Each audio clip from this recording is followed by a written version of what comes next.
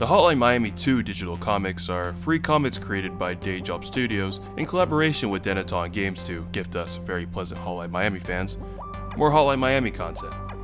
As with anything else associated with the Hotline Miami series, the comics completely confuses readers with a story that would appear to conflict with the games themselves, resulting in the current consensus that these comics are not canon or represent an earlier idea of the story. You can probably predict that my opinion of this consensus is that it's completely absurd. Why would Dennaton work with another studio if it wasn't canon? By the way, they don't really like collaborating with other people. I don't think we actually want to collaborate with anyone, we just want to tell people what to do.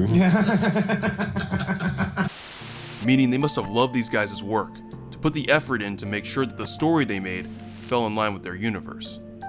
So assuming these canons aren't just some wasted effort with no real purpose outside of looking cool, how do we explain the inaccuracies within these comics? But hold up. What if that's just an assumption? You see, several times I've demonstrated that events in the games are usually presented with inaccuracies or oddities within its own medium. For example, Mark hearing the walkie-talkie communications before they even begin their trip to the Russian headquarters, well before the actual communications take place. So this made me consider an interesting possibility. What if the comics are more reliable at communicating the game's story than the games themselves? This wouldn't be too surprising, as I'd imagine that since Dennaton isn't producing the comics themselves, their typical shenanigans wouldn't be present in these comics. Meaning, instead of disqualifying the comic story when met with inconsistencies with the game, we need to question the events of the game when their story runs contrary to the comics. So let's look at the events of the comics and see what we can learn about them and what they tell us about the game.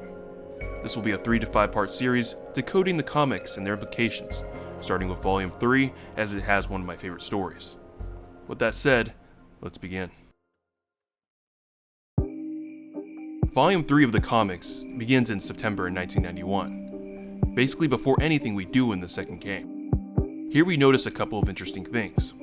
The first notable thing that we notice is that we see Martin on an actual street, as opposed to a manufactured set, the first time we see Martin in such a setting. Next we see his buddies filming, not too far from the building he enters. But strangely enough, they appear to film away from Martin entirely, and even weirder is the fact that Martin kills this woman inside the store without being in the camera's sight. We're just on page 1, and we already have a few major implications of this scene.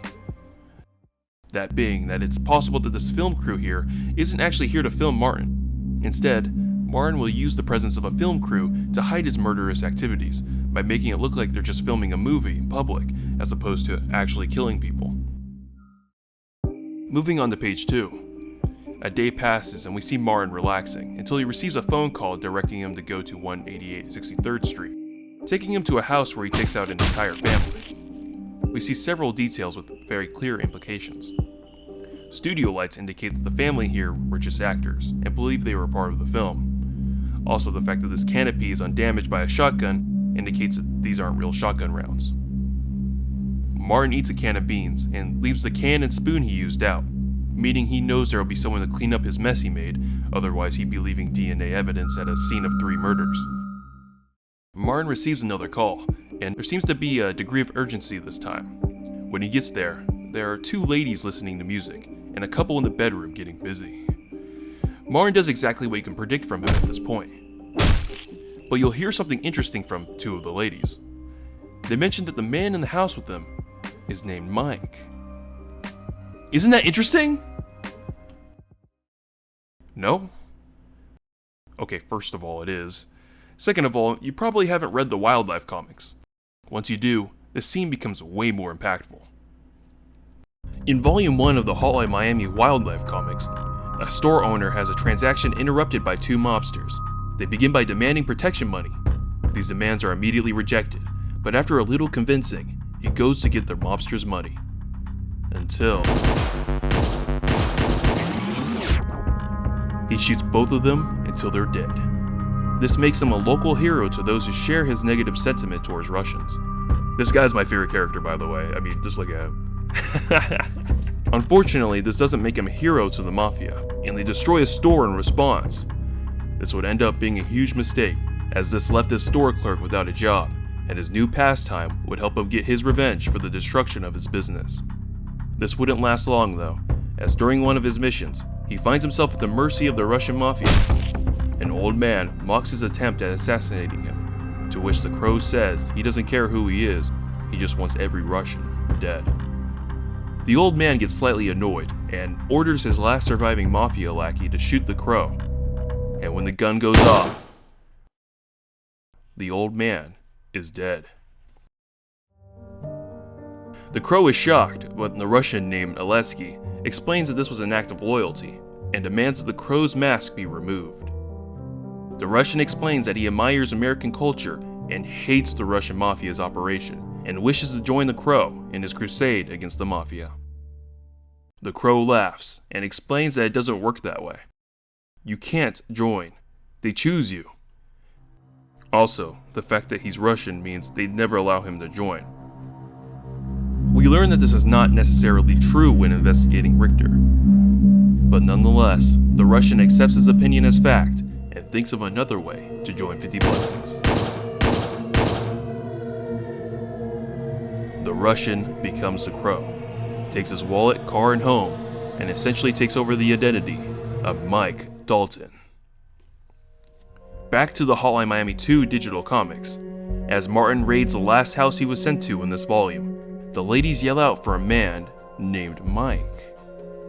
This must be Alesky, the man who stole Mike Dalton's life, with just a little bit of stubble on that chin. 50 Blessings must have caught on to what Alesky did, and used Martin to deal with him.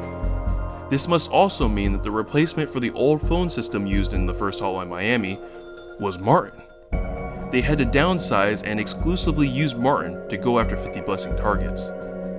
It would appear that Martin's bloodlust is comparable to Jacket's at his prime. That, or it's good enough until they activate Jacket's once again. And if you know anyone who might be interested in knowing the truth behind the Hotline Miami comics, tell them to search up youtube.com/@-yester.